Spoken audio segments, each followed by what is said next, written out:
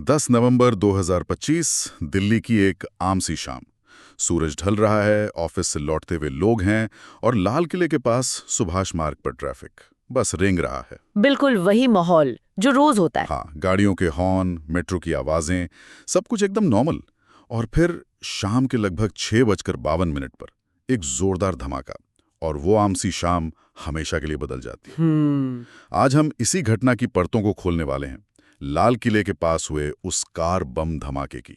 हमारे पास कई news reports हैं, जांच एजेंसियों के शुरुआती एनालिसिस भी हैं, और कुछ अंदरूनी जानकारियां भी। बिल्कुल। हमारा मकसद सिर्फ ये दोहराना नहीं है कि क्या हुआ, बल्कि ये समझना है कि इसके पीछे की कहानी क्या है, ये पहेली हमें किस तरफ ले जा रही है, और भारत की सुरक्षा के लिए इसके क्या मायने हैं। तो चलिए इस केस को परत दर परत समझने की कोशिश करते हैं। चलिए। तो सबसे पहले जो हुआ उसे ठीक से समझ लेते हैं। जैसा मैंने कहा, 10 नवंबर शाम के करीब 6:52। जगह थी लाल किला मेट्रो स्टेशन का गेट नंबर 1। वहां एक ट्रैफिक सिग्नल के पास एक सफेद हुंडई i20 कार आकर रुकती है और कुछ ही सेकंड में एक जबरदस्त धमाका। और यहाँ पे ये समझना बहुत बहुत जरूरी है कि ये लोकेशन कोई मामूली जगह नहीं है। नहीं, बिल्कुल नहीं। हमलावरों ने इसे बहुत सोच समझकर चुना होगा। लाल किला सिर्फ एक टूरिस्ट स्पॉट नहीं है, वो भारत की आजादी का, उसकी संप्रभुता का प्रतीक है। सही बात है। उस जगह पर हमला करना मतलब सिर्फ जाने लेना नहीं है, ये सीधे सीधे देश के सीने पर, उसकी पहचान पर वार करने जैसा है। ये एक मैसेज था, एक ऐसा मैसेज जिसकी कीमत आम लोगों ने चुकाई। धमाके के बाद का मंजर तो भयानक था। हाँ। शुरुआती रिपोर्ट्स में 8 लोगों के मारे जाने की खबर आई, लेकिन बाद में द गार्डियन और टाइम्स ऑफ इंडिया जैसे अखबारों ने ये संख्या 12 बताई। और 25 से ज्यादा लोग घायल थे। हाँ, और धमाके की आग ने आसपास की कई और गाड़ियों को भी अपनी चपेट में ले लिया था।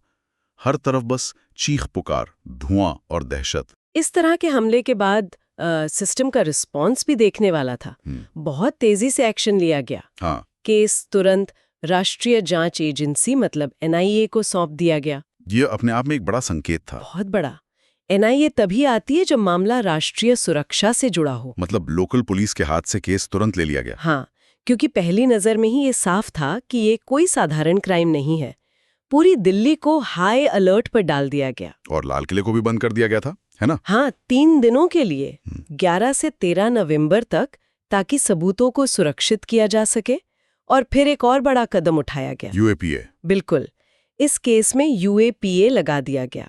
UAPA यानी गैर कानूनी गतिविधियां रोकथाम अधिनियम। ये तो बहुत ही सख्त कानून है। बहुत ज्यादा।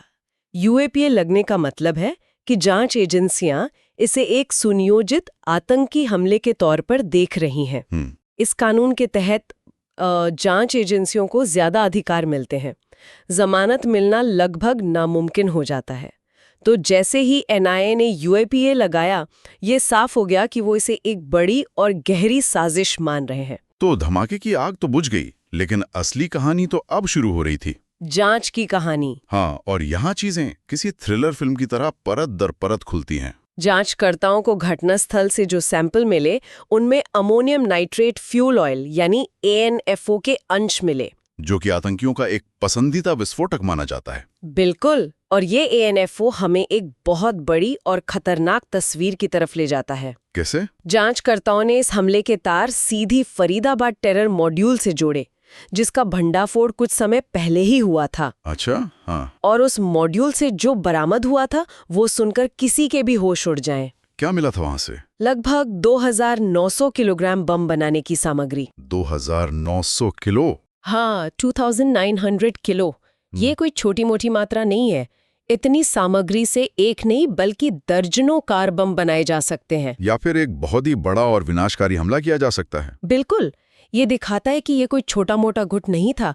उनकी योजनाएं बहुत बड़ी और खतरनाक थीं। 2900 किलो मतलब लाल किले पर जो हुआ वो शायद उनके असली प्लान का एक छोटा सा हिस्सा था। ये तो बहुत डरावनी बात है। और इंडिया टुडे की एक रिपोर्ट तो इसे और भी ज्यादा परेशान करने वाला बना देती है। रिपोर्ट के मुताबिक इस आतंकी सेल में कुछ कश्मीरी डॉक्टर भी शामिल थे।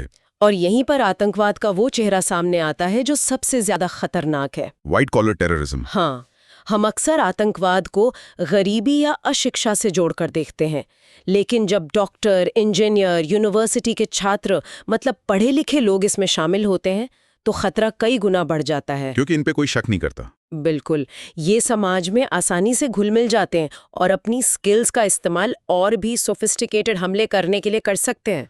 और तार सिर्फ देश के अंदर ही नहीं जुड़ रहे थे। दैनिक जागरण की एक रिपोर्ट ने तो इसके सीमा पार कनेक्शन की तरफ भी इशारा किया। लश्कर तैयबा और पुलवामा से भी इसके लिंक हो सकते हैं। अगर ये लिंक साबित हो जाता है तब तो ये पूरा केस एक अंतर्राष्ट्रीय साजिश बन जाता है। हाँ, फिर इसमें पड़ोसी देश की भूमिका, उनकी खुफिया एजेंसियों का हाथ, ये सब एंगल भी जुड़ जाते हैं जो मामले को और भी ज्यादा संवेदनशील बना देता है। अच्छा, यहाँ पर कहानी में एक बहुत ही दिलचस्प और अजीब मोड़ आता है। इतनी बड़ी प्लानिंग, 2900 किलो विस्फोटक, सीमा पार कनेक्शन, डॉक्टर, छात्र, सब कुछ बहुत हाईटेक और ऑर्गेनाइज्ड लग रहा है। सही है। लेकिन जब जांच टीम मौके पर पहुंची तो उन्हें कुछ ऐसा मिला जो इस पूरी हाई प्रोफाइल साजिश पर एक बड़ा सवालिया निशान लगा देता है। आप शार्कनेल्स यानी छर्रों की बात कर रहे हैं? एग्जैक्टली। फोरेंसिक टीम को धमाके वाली जगह से कोई छर्रे नहीं मिले। ये बहुत ही अजीब बात है। हाँ, ये बहुत अजीब है। कोई भी कार बम हमला ज्यादा से ज्यादा तबाही मचाने के लिए किया जाता है। उसमें कीलें, बॉल बेयरिंग, लोहे के टुकड़े भरे जाते हैं ताकि वो गोलियों की तरह निकलकर लोगों को लगे। यहाँ ऐसा कुछ नहीं था और यही इस केस का सबसे बड़ा विरोधाभास है। एक पहेली जिसने जांचकर्ताओं को भी उलझा दिया है। एक तरफ तो उनके पास ड्रोन आधारित रॉकेट बम बनाने जैसे सोफिस्टिकेटेड प्लान के सबूत हैं। इंडिया टुडे की रिपोर्ट में इसका जिक्र है। हाँ, और दूसरी तरफ वो एक साधारण कार बम को भी ठीक से असेंबल नहीं कर पाए। तो इसका क्या मतलब निकालें?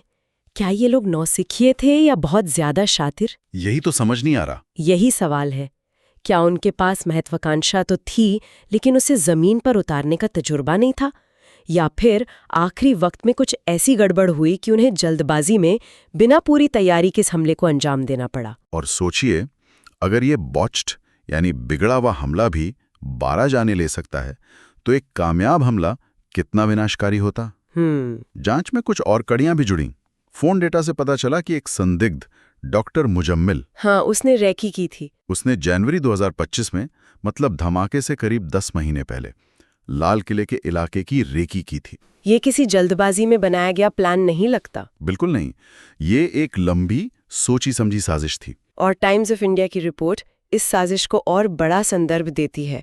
शायद उनका असली निशाना 10 नवंबर था ही नहीं। तो फिर क्या था? उनका मूल प्लान 26 जनवरी यानी गणतंत्र दिवस समारोह को निशाना बनाने का हो सकता है। ओहो! ये भारत के लिए सबसे बड़ा प्रतीकात्मक दिन है।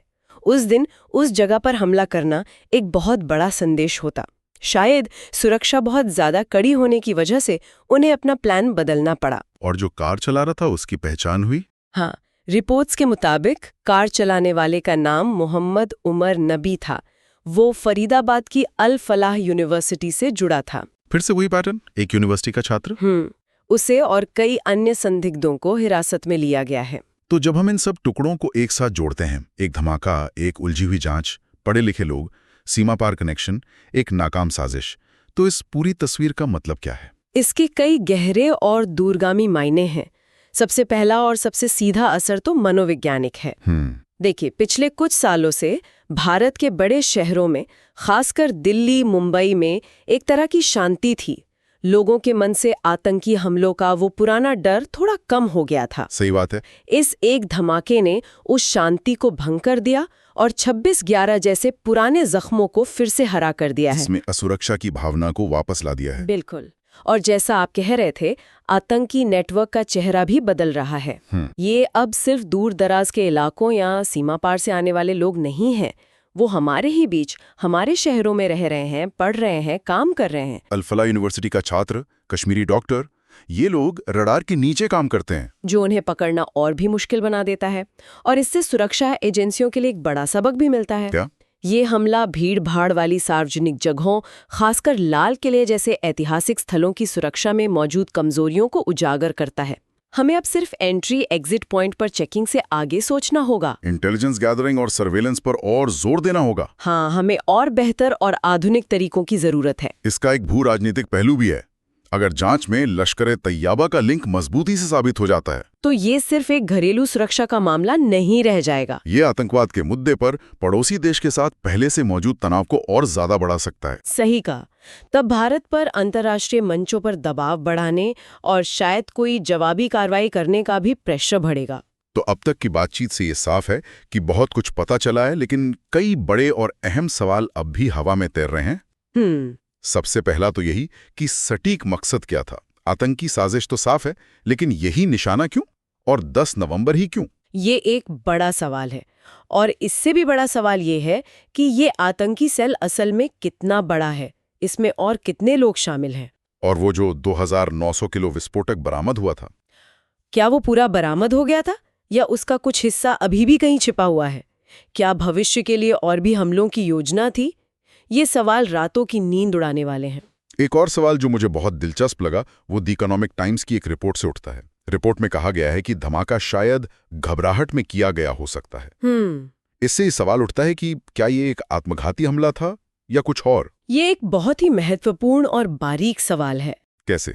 एक पारंपरिक आत्मघाती हमलावर अपने मकसद को लेकर दृढ़ होता है, लेकिन अगर धमाका घबराहट में या पकड़े जाने के डर से किया गया तो ये हमलावर की मानसिकता और पूरे ऑपरेशन की प्रकृति को बदल देता है। अच्छा, तो इससे कई संभावनाएं निकलती हैं। हाँ, जैसे हो सकता है कि ड्राइवर मोहम्मद उमर नबी को पता ही ना हो कि कार में बम है। ओह, हो सकता है उसे सिर्फ गाड़ी को एक जगह पार्क करने के लिए कहा गया हो और धमाका रिमोट से होना था, लेकिन रास्ते में उसे पुलिस चेकिंग का डर लगा और उसने घबराकर बटन दबा दिया। या ये भी हो सकता है कि वो एक ट्रेन्ड सुसाइड बॉम्बर था, लेकिन आखिरी समय में उसकी हिम्मत जवाब दे गई। बिल्कुल, हर थियरी जांच की दिशा को पूरी तरह से बदल सकती है। और भविष्य के खतरों का क्या? वो ड्रोन और रॉकेट बम बनाने की योजनाएं, वो तो और भी ज्यादा डरावनी है। निश्चित रूप से ये खुफिया एजेंसियों के लिए सबसे बड़ी चिंता का विषय है। आतंकवाद अब सिर्फ पारंपरिक बमों तक सीमित नहीं है, वो नई तकनीक का इस्तेमाल कर रहा है। Drone, DIY rockets. हाँ, ये एक ऐसी नई चुनौती है जिसके लिए हमारी सुरक्षा एजेंसियों को लगातार खुद को अपग्रेड करना होगा। उन्हें आतंकियों से 2 कदम आगे सोचना होगा। तो अगर हम पूरी बातचीत को समेटें तो तस्वीर ये बनती है, दिल्ली के दिल में एक भयानक हमला होता है। इसकी जांच एक ऐसी साजिश की ओर इशारा करती है जो बहुत सोफिस्टिकेटेड थी, जिसके तार पढ़े लिखे लोगों और सीमा पार से जुड़े थे, लेकिन शायद आखिरी समय में वो बुरी तरह नाकाम हो गई। और ये घटना शहरी सुरक्षा, आतंकवाद के बदलते चेहरे और आधुनिक आतंकी नेटवर्क की प्रकृति पर कई गंभीर सवाल खड़े करती है। बिल्कुल, और यहाँ श्रोताओं के लिए एक अंतिम विचार है। ये घटना हमें न केवल अपने शहरों की भौतिक सुरक्षा के बारे में सोचने पर मजबूर करती है, बल्कि उन अदृश्य नेटवर्कों के बारे में भी सोचने पर मजबूर करती है जो हमारे बीच काम कर सकते हैं। सफेद पोश गुर्गों का शामिल होना और ड्रोन जैसी योजनाओं का पता चलना इस पूरी बातचीत को एक अकेले धमाके की जांच से हटाकर एक कहीं ज्यादा जटिल और आधुनिक खतरे को समझने की दिशा में ले जाता है। अब असली सवाल सिर्फ ये नहीं है कि ये किसने किया, बल्कि ये है कि खतरे का ये नया रूप कैसा दिखता है और क्या हम इसके लिए तैयार हैं।